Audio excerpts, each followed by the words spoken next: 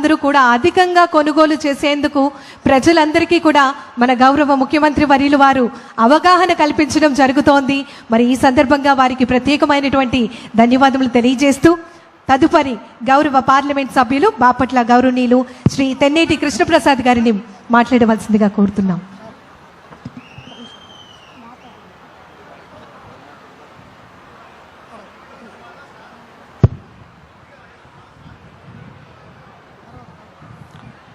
సభకు నా నమస్కారము. గౌరవనీయులు మన ప్రియతమ అధినేత మన రాష్ట్ర ముఖ్యమంత్రి వర్యులు తెలుగుదేశం పార్టీ జాతీయ అధ్యక్షుల వారు శ్రీ నారా చంద్రబాబు నాయుడు గారికి, ఇక్కడ విచ్చేసిన మంత్రివర్యులకు, ప్రజాప్రతినిధులకు, ముఖ్యంగా చేనేత అన్నదమ్ములకు, అక్కా చెల్లెలకు, చీరాల ప్రజలకు అందరికీ నా నమస్కారం.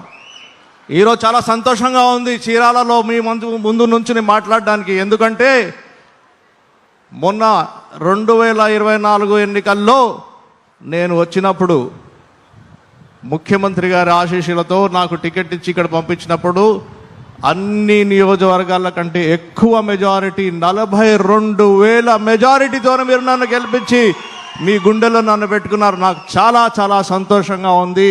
ఎప్పుడు చీరాలకు వచ్చినా నాకు ఎంతో గర్వంగా ఉంటుంది. మీ అందరు చూస్తే మీ ఆశీస్సులతో, మన ముఖ్యమంత్రి వర్యుల గారి ఆశీస్సులతో నేను పోయి పార్లమెంటు లోక్సభలో కూర్చున్నాను. అంతేకాదు మీ ఎంపీ, మీరు ఓటు వేసి గెలిపించిన నేను మీ ఎంపీని లోక్సభ స్పీకర్ కుర్చీలో కూడా కూర్చోడానికి అవకాశాలు ఇచ్చారు ముఖ్యమంత్రి గారు. నేను మీ తరఫున నేను కృతజ్ఞతలు తెలుపుకుంటాను.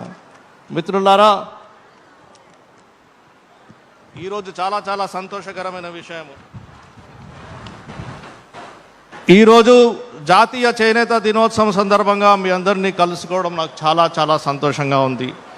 ప్రతి చేనేత కార్మికుడు నా హృదయపూర్వక అభినందనలు తెలియజేస్తూ మీ కుటుంబాలని సుఖ సంతోషాలతో ఉండాలని నేను ఆశిస్తున్నాను. చీరాల అంటే చేనేత, చేనేత అంటే చీరాల అనే గొప్ప గుర్తింపు ఉంది.